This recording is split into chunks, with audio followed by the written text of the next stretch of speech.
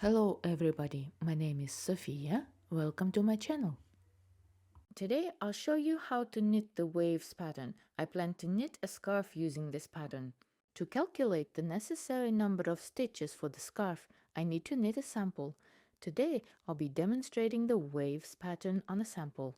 In the video where I explained how to cast on stitches, I mentioned that usually you need to cast on 20 stitches for a sample. For the waves pattern, you need to cast on an odd number of stitches. So I added one more stitch, making it 21 stitches. If adding an extra stitch is difficult for you, you can remove one stitch, leaving you with 19 stitches.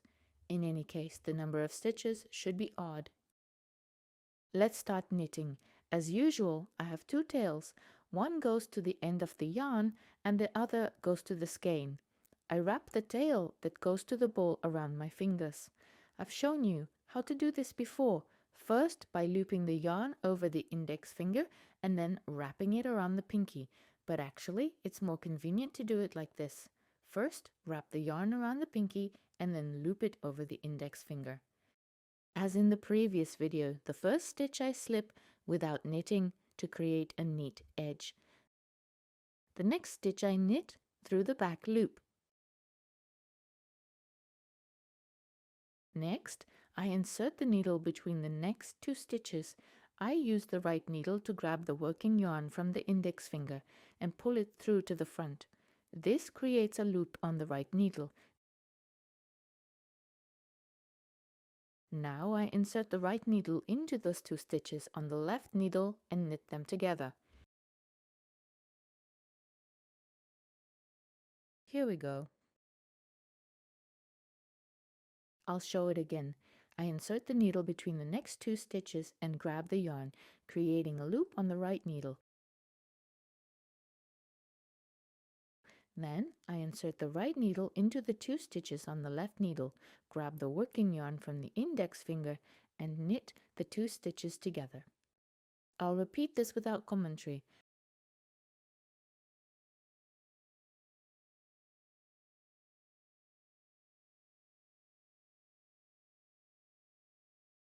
And so we continue knitting to the end of the row.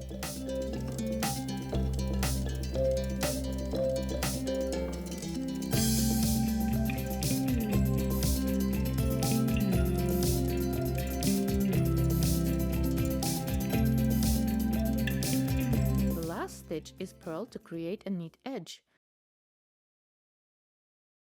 We finished the first row. Now I turn the needle so that the working yarn is on the right. The right needle is now the left, and the left needle is now the right. The second row is knitted exactly like the first row. Again, I wrap the yarn around the pinky and loop it over the index finger. The first stitch is slipped without knitting. I knit the next stitch, and then the pattern repeats follows. Insert the needle between two stitches, pull a loop through, and then knit the two stitches together.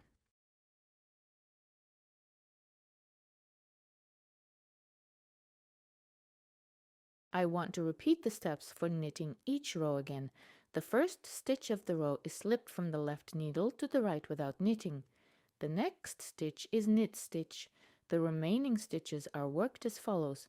Pull a loop through between two stitches, then knit these two stitches together. The last stitch of the row is purled. I think you've got the hang of this pattern. For the sample, I suggest knitting 10-15 rows.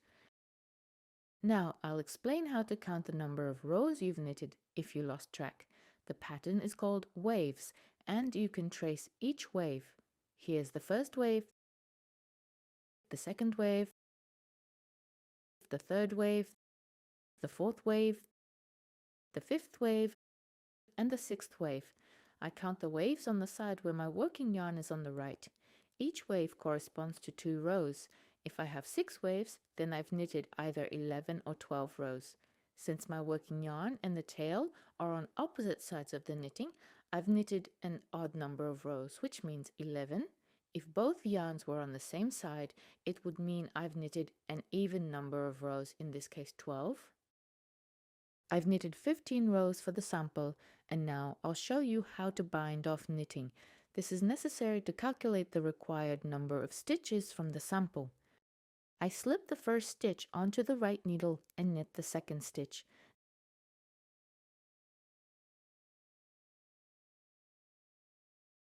Then I pass the first stitch over the second on the right needle, leaving one stitch on the right needle.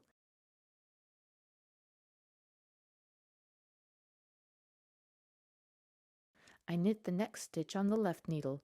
Now there are 2 stitches on the right needle. I pass the first stitch over the second with the help of the left needle. Again, there's 1 stitch on the right needle. I'll show it again without commentary.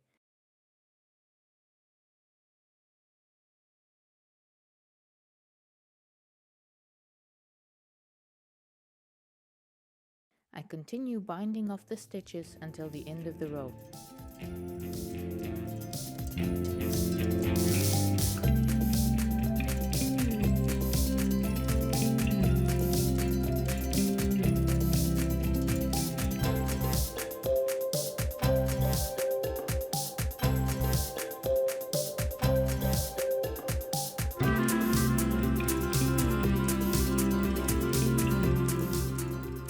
I'm left with the last stitch, which I knit. I pass the previous stitch over it. To finish binding off, I transfer the stitch from the right needle to the left and knit it again.